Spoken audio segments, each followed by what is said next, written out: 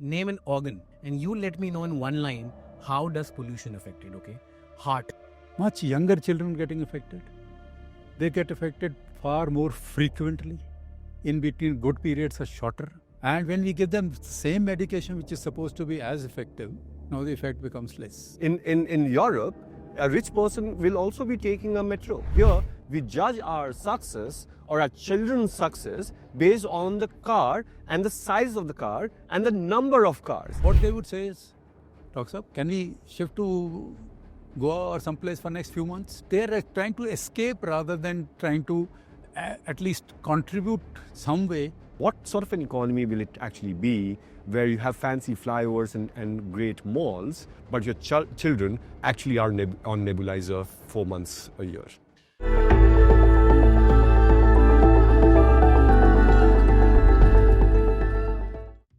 Hello and welcome to Hindustan Times. Ladies and gentlemen, today we shall be talking about the most critical problem of our times, specifically of our area. Delhi NCR. I'm talking about air pollution. Sadly so, but New Delhi is the most polluted capital in the world. We are consistently also amongst the most severely polluted cities in the world. Very sad facts. You can feel it as you step in the city. Today we discuss the problem, but we also focus on the solution.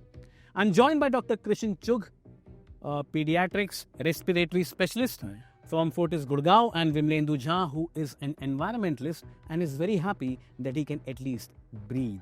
He calls himself a breather, by the way.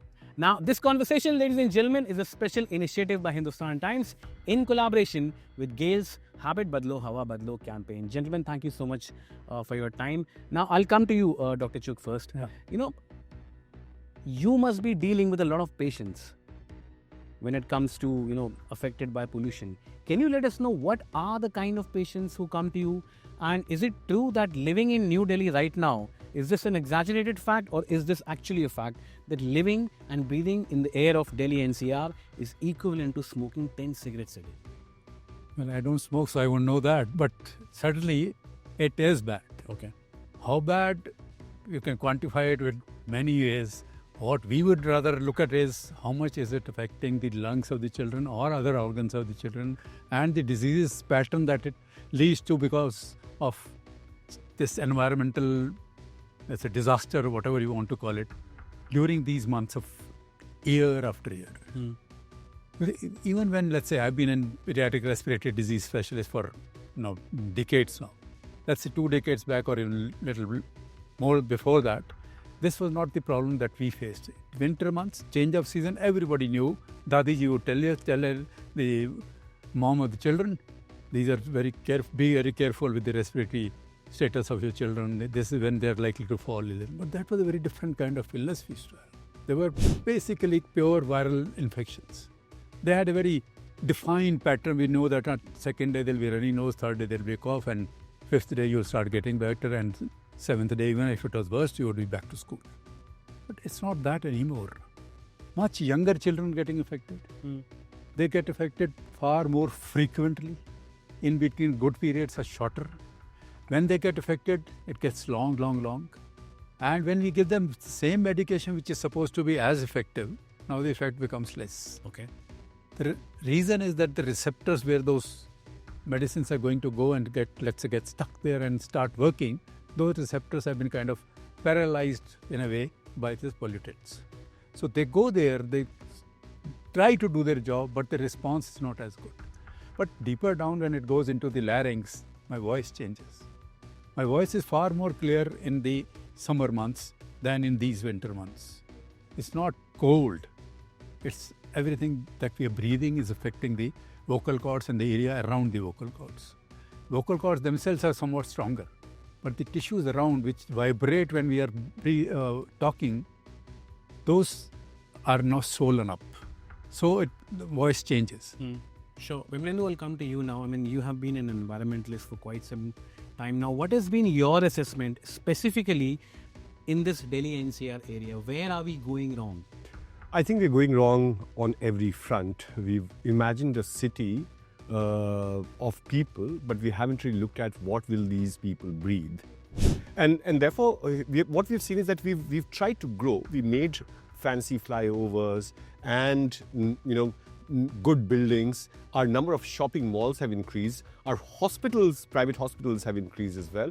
But overall, if you look at indicators of well-being and of public health, there's great deterioration. Here you have an image that I just saw online a couple of days ago where there was a polluted Yamuna at the bottom with froth and foam, and then there was a smog city in that sense. And if that's what is a city that we all are working towards, and have worked very hard for it, by the way, as in it hasn't happened overnight. All of us have really struggled hard to create this magnificent smog city, this magnificent gas chamber that we all are living in.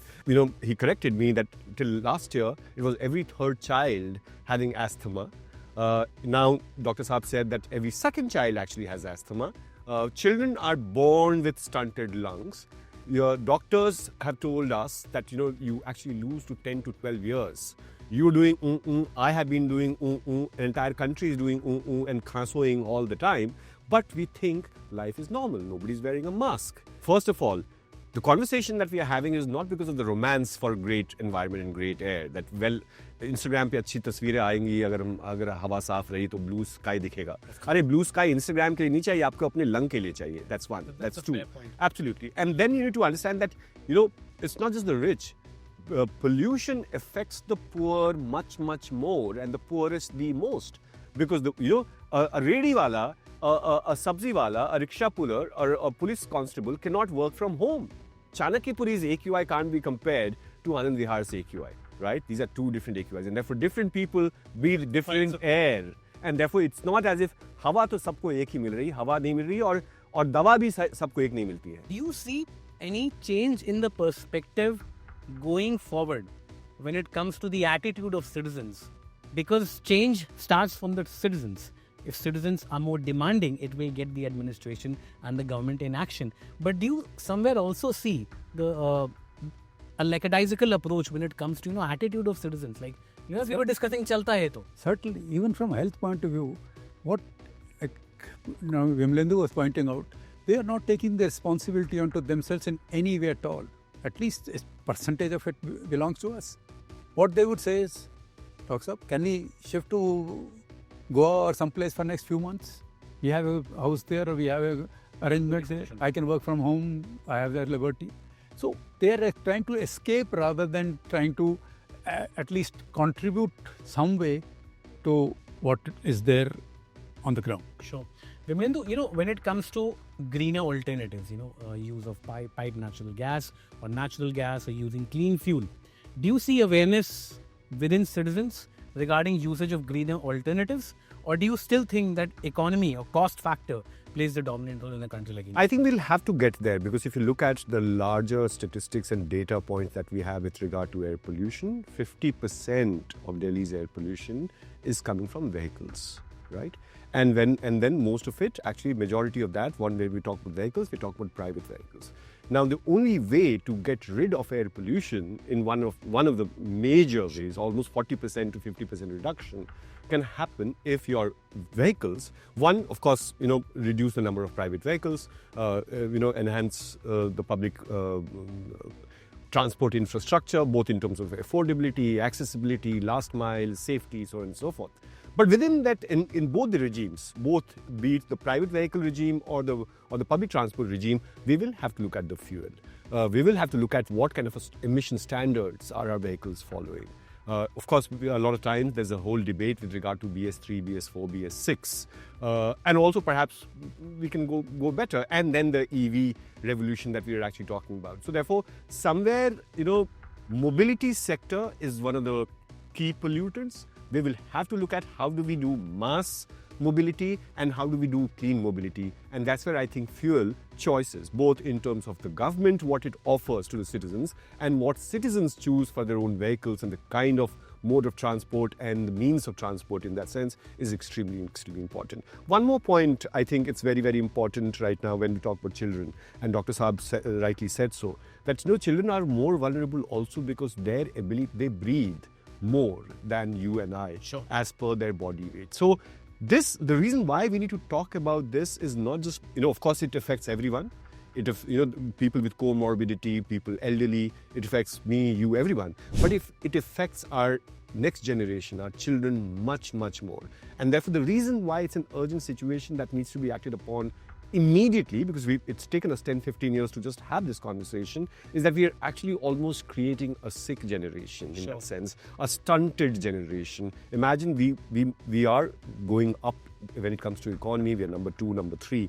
But what sort of an economy will it actually be where you have fancy flyovers and great malls and your ability to go to moon and everywhere else, but your children actually are on nebulizer 4 months a year? Hold that thought for the moment, and Dr. Saab, I'll come to you. Let me make this more depressing but more understandable for the audience. I'll name an organ in front of you, and you let me know in one line, how does pollution affect it, okay? Heart. It beats far more frequently in a child, and each time it has to eject out a particular amount of volume. That becomes less efficient. Okay. So heart becomes less efficient. Yes. In case of adults as well as in case of children. Okay. Lungs. Worst affected because that's where the air is going, the bad air is going first of all. They also become what we'll call suboptimal development. Over the years it will show, and we'll be behind the world even if, let's say, it comes to running a race. Immunity. Overall immunity. Immediately it's getting affected. Our children fall more frequently ill and longer illnesses during this time. But over the years, its ability to deal with the major infections and self-destruction, that means like cancer, which will develop over the years, is getting worse, is getting depressed. That immunity is not going to be as efficient. Ear, nose, throat.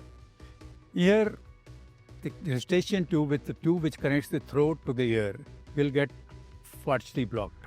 Over the years, over the months, our hearing will get affected. Yes, chances that it will recover, whether 100% or 99%, 95%, we don't know, but it will recover once this period is over. But what will happen over the years that this happens every 4 months a year, we do not know for sure. The throat, we have to keep clearing. As I said earlier also, our voice changes. There's a constant irritation going on in the throat. So that's ENT. Beijing also faced something similar about 15 years ago in 2013. I remember we were doing stories, and Beijing's AQI at that time was around 745, 800. Of course, that was reported. Considering China, it was far more. But today, Beijing is like an example in front of everybody. The AQI is in double digits. It was 54 last we remember. What do you think Beijing did right and we cannot? We haven't as of now. I think first thing that Beijing did is that the state and the citizens came together to find a solution and understood the urgency of this. And therefore, that political will, political urgency, and citizen also contributed or collaborated in this, because it can't be done by one set of stakeholders alone. One of the first things that it did is that increased and worked on its public transport regime. Second thing that it did is that shifted all the industries and coal thermal power plants outside the immediate urban periphery of Beijing in terms of emissions that we're talking about. Looking at greening activities. So largely, if you look at your construction norms, if you follow those, if you follow the emission norms of industries, if you follow the emission norms of your mobility and vehicles, that's exactly what Beijing did, shifting out its polluting industry, shutting down its polluting industry, shutting down the private vehicles, charging congestion charges for private vehicles to enter certain areas at certain times in that sense. And that's how it could do it. Not just that, London was able to do it. Many places were able to do it. But Beijing becomes an interesting example because Beijing, we talk about China and India are so-called struggling nations, otherwise great indicators, but of course very, very polluted. Why should private vehicles or choice of a private vehicle is linked to aspiration? Your success in Europe, a rich person will also be taking a metro, a tube, right? In London, it doesn't matter that you have to have a car. Here, we judge our success or our children's success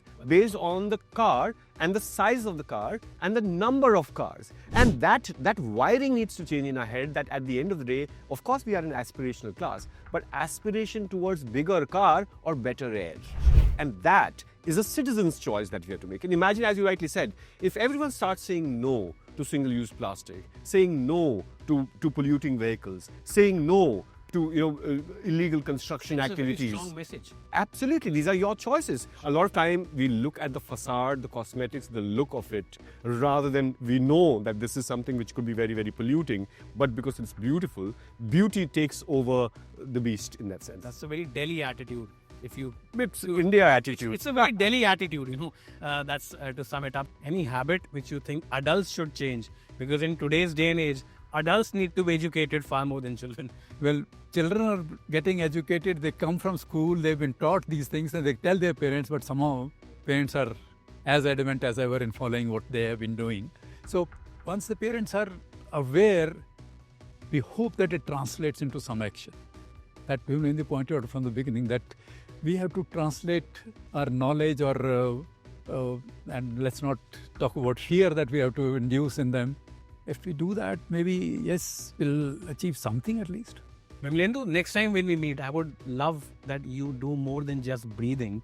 But closing remarks from you when it comes to advice to citizens especially. I think this is the last episode that we're doing on air pollution, and air pollution is going to change, will end in 2025, because citizens and the government will come together, and 2026 is going to be a smog-free year, and that is what my belief is.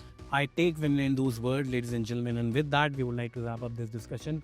आप अपनी habit बदलिए तो शायद आपकी भी हवा बदलेगी. On this positive note, we would like to end this conversation. Thank you, gentlemen, so much for your time. Thank you for speaking to Hindustan Times. Thank you very much.